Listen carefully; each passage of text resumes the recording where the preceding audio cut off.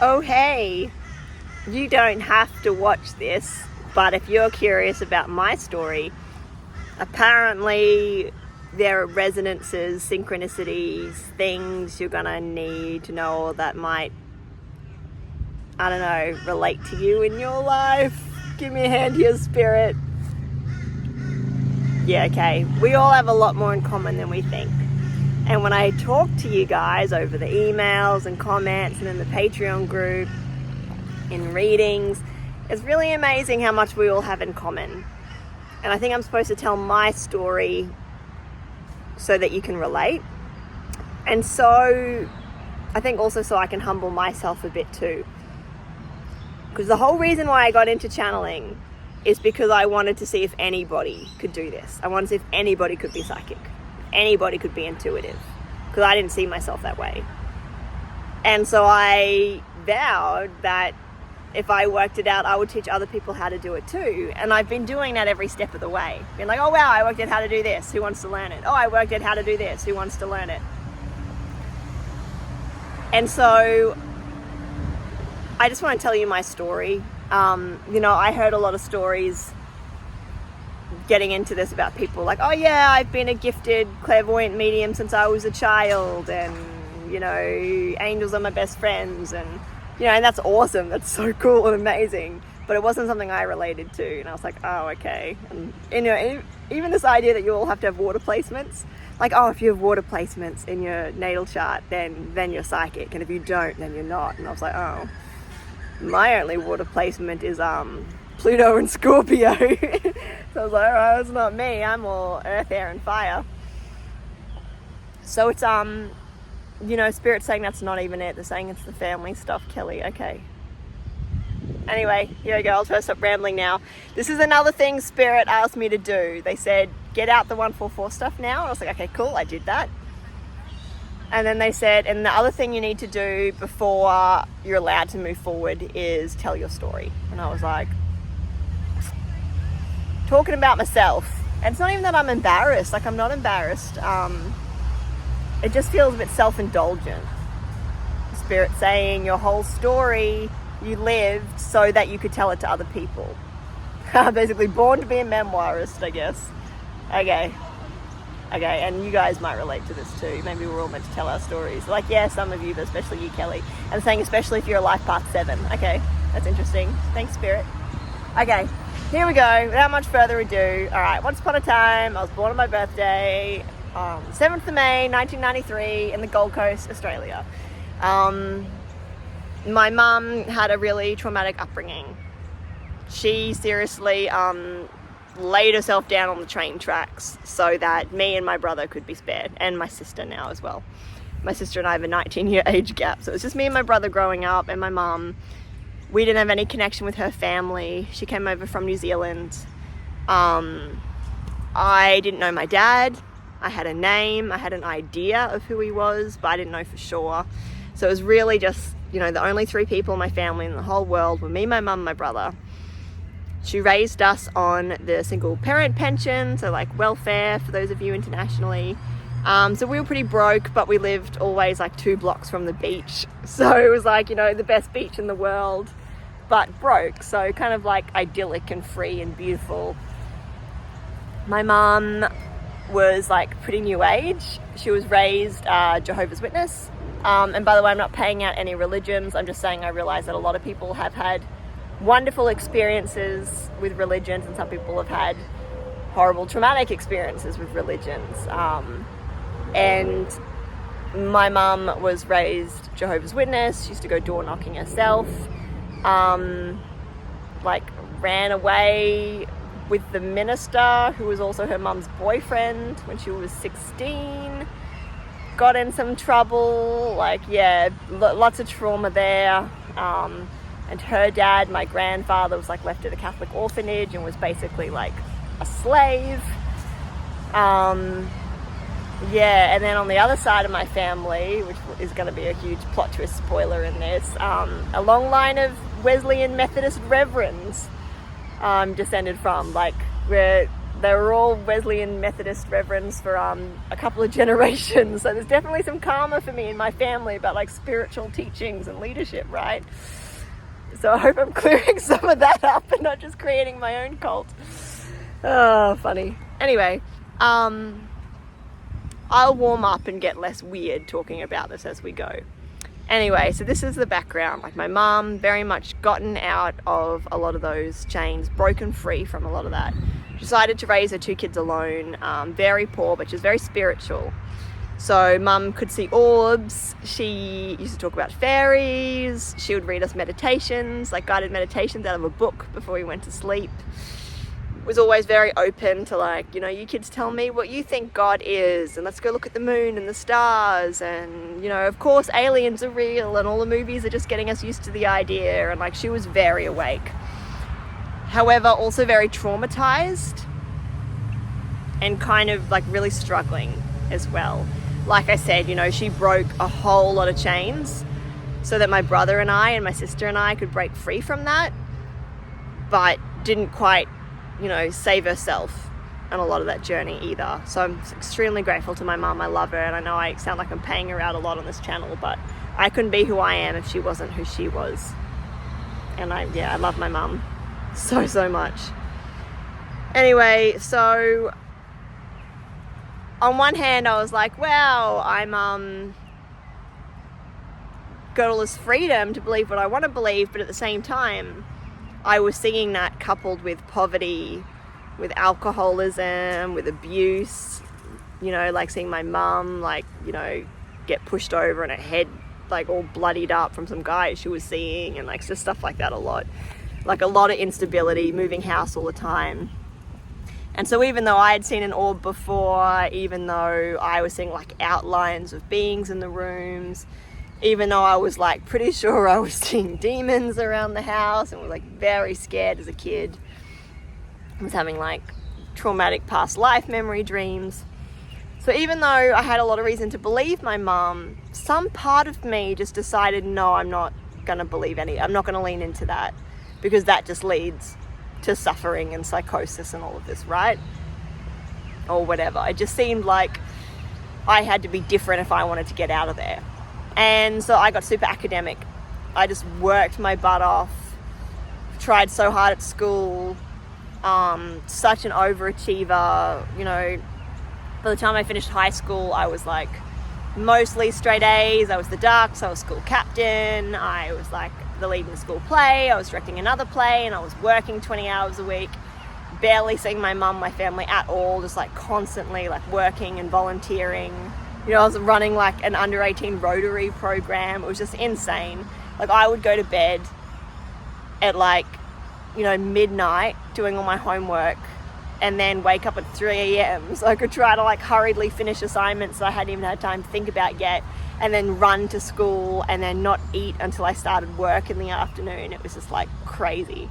Needless to say, I burned out super bad. And this also kind of came at the same time that I was groomed and very much taken advantage of by a man 50 years older than me. So he was my boss at work. A lot of people don't know this about me, so everybody who knows me, sorry that I didn't tell you at the time. It was deeply traumatic, and I wasn't ready to talk about it, and I wasn't ready to forgive myself for quote unquote letting that happen to me. But basically, since I was 14, I was working for this guy. Obviously, like, daddy issues alert, mommy issues alert, used to like make me lunch and drive me home and pay me a wage and say that I was special. And then when his wife passed away, he kind of like jammed his tongue down my throat, said that I'd been leading him on, and then if I spoke to another boy, that meant I was cheating on him. Threatened to kill himself over and over again. And so I had this idea like I owed him something. You know, I felt like, oh, I'm a bad person because I, a 17-year-old, led on this man who was like 68. So therefore I owe him my life, and I didn't think very highly of myself. I didn't think I deserved any better. I thought, okay, well, I guess this is my job in this life then, to like make up for leading on this man, which I look back now and I'm like, wow, that's so messed up that I even thought that. and that I didn't value my life enough. And looking back now, I even hear my inner self, my inner being, and my guides and everyone just like screaming at me, like, don't do this.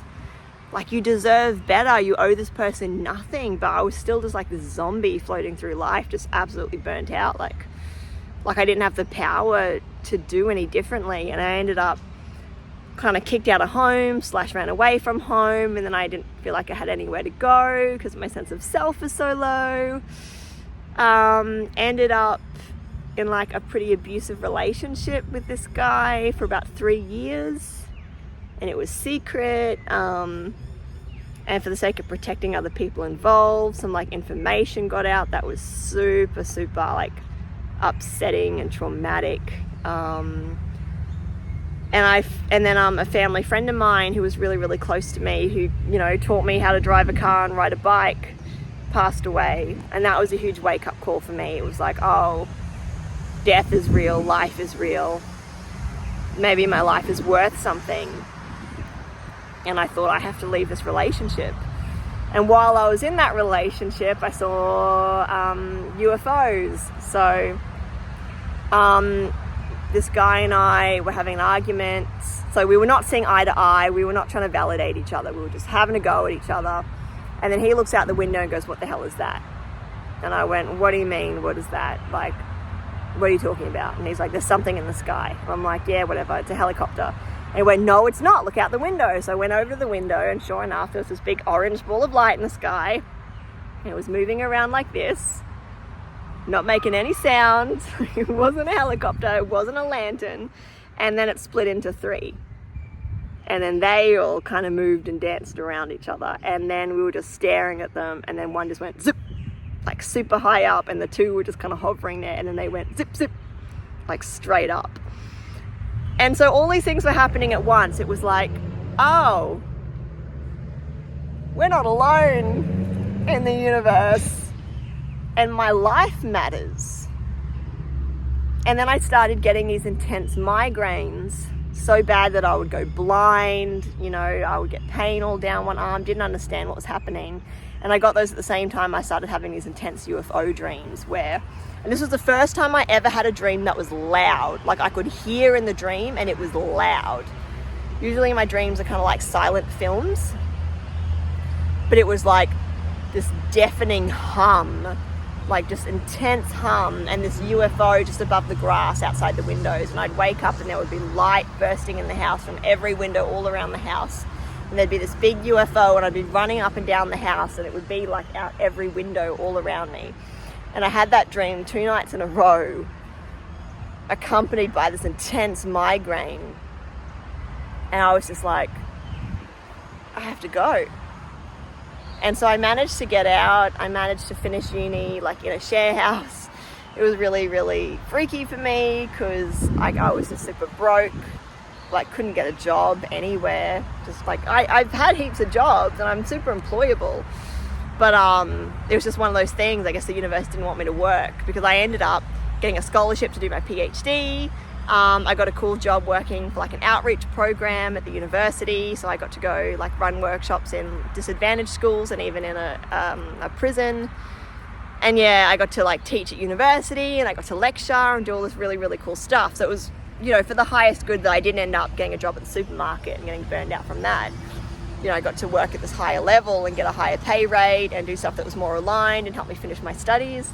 I ended up writing a thesis about growing up on the Gold Coast and experiences of aliens and not knowing who your dad was and wondering what God was, and just tying it all up in this whole idea of like this father complex, which was pretty fun. So the whole academic track for me was like, just really made sense. It was just further validation that my education was what was going to get me out of these situations, and that, you know, intellectualism and hard work was the way to do it. Are you ready for, like, you know, the plot twists? So I started getting these migraines so badly that I started thinking I was having mini strokes, and some doctors said that I was having strokes. Just absolutely debilitating, like would have to leave work, real bad, right? And I would try all these different things to do it, but eventually I came off the contraceptive pill. And this is not medical advice. Do what you need to do for your body. If the contraceptive pill works for you, that's fine. You know, if not having to deal with pregnancy stuff means more to you than whatever side effects that could have, that's totally up to you. I'm only speaking about myself here, okay? And I was really scared to come off the pill because I was like, this makes sex easy. But I eventually came off it because like this could be related to the migraines. Came off it. What happened? My period synced up with the moon. And I started becoming aware of the presences of unseen beings around me again for the first time since I was a kid. I felt really, really connected to Diana or Artemis. I kind of sense them as different beings, but some people say they're the same, but I feel Diana is a much closer frequency to me, and Artemis is more like a maiden expression of that. Anyway, started chatting to her, thinking I was going crazy, learning how to meditate. I met someone I had a really strong connection with, had a feeling that we were supposed to have a baby together, got pregnant straight away. Whoops. And then the visions started. So I was about 3 months pregnant and I was sitting in a lecture. It was a public lecture out in this huge theatre in the Brisbane city. Went with a friend of mine. I was 3 months pregnant. Funnily enough, the lecture was on Freud and neuroscience and what psychoanalysis did for the development of neuroscience. And there was this big image being projected onto the screen, and it was MRI scans of a brain. And like the images were flicking so quickly as they got deeper and deeper into the brain, the way it looked like a brain blooming, the way it was turned into like a movie, like this super fast slideshow, right? So it looked like this brain, it was like flowering and unfolding on top of itself. And I was just staring at it. And I swear I got hypnotized by it. I was just staring at this brain. So here am I, the super academic person, suddenly pregnant, for some reason syncing up with the moon and wondering how it's possible that that happens. Must be something mystical going on because science says it's not happening, but all these people are saying, no, that is happening to me. Meanwhile, feeling like a goddess is speaking to me, and I'm like, can't tell people this is what I'm imagining. And then I get hypnotized, and it is like a full-on vision, and I've never had anything like this before in my life. All of a sudden, I'm lying on a bed, and there's this newborn baby lying on my stomach, like belly down, and it snaps its head up to look at me. It's freaky. It's like, and it's like staring at me with like this intense adult gaze, even though it's a newborn, and telepathically it's got this deep voice like Nibbler on Futurama. It was so freaky. And it said, I am an old soul, older than even you, don't let me die. And I was like, what? What? I said, I'm an old soul, as old as the universe, don't let me die. And I was like, okay. And then I was like back in the lecture room, and I was like, what was that? Started having the same dream, like in my sleep over and over again. And like, I'm super into like psychoanalysis. I was like, cool, I'll make the unconscious conscious. I'll work out what it's about so that the dream goes away, right? Find out what it's trying to teach me. And so I would journal about, you know, like suicidal ideation, fears of motherhood, desire for a deeper meaning, part of the universe, like anxieties around being a mother. So like, you're afraid of death when you're a mother because you don't want your kids to die. So I was like, okay, I, of course, want to believe in an afterlife and in the eternity of the soul, because then I never have to worry about my kids dying, right? So I was like, all right, writing all this down, working out all the reasons why this could be the case, still kept having the dream. Then I started having dreams that were showing me this newborn growing up and being super hyperactive and trying to jump over the balcony. I was like, okay. Sure enough, I gave birth to a boy who's likely ADHD and diagnosed ASD, and he is hyperactive. He tries to jump over the balcony, and I've got to be on high alert, keeping that kid safe. So that was really interesting. It really felt like the spirit baby was like preparing me for what it would be like being his mother and having to keep him safe. And this kid is like so psychic and so awake, and the stuff he comes out with, hey, Like we live in a Queenslander, which is up high, if you know what that is. And he was trying to jump out the window. And I was just like stressed out. And I said the wrong thing. I shouldn't have come out with it like this, but I was just like nerves racked. And I went, Nick, if you jump out the window, you will fall down and you will die. And he didn't even know what death was. He was like 2.5, 3. And he looked at me and he said, and I'll fly up to my home in the sky. I was like, what? What home in the sky? What are you talking about? 3-year-old? I even went to his like daycare that he went to like a day and a half a week. And I was like, hey, I'm not mad. I'm just wondering if anyone's talking to my kid about like the afterlife or like homes in the sky. Like, not mad. I'm just wondering where he came out with this. And everyone there was like, oh my gosh, chills. Like, no, we're not talking to him about that, but that feels like something. And I'm like, yeah, it does, right. Hey, check out this spider on me. Where is it? There we go. Hey, spider. Hey, spider. My iPhone storage is full. So I'm taking that as a sign to pause right now and take a breath. And then the second half, I'm just gonna smash on here. Excuse the clumsy editing.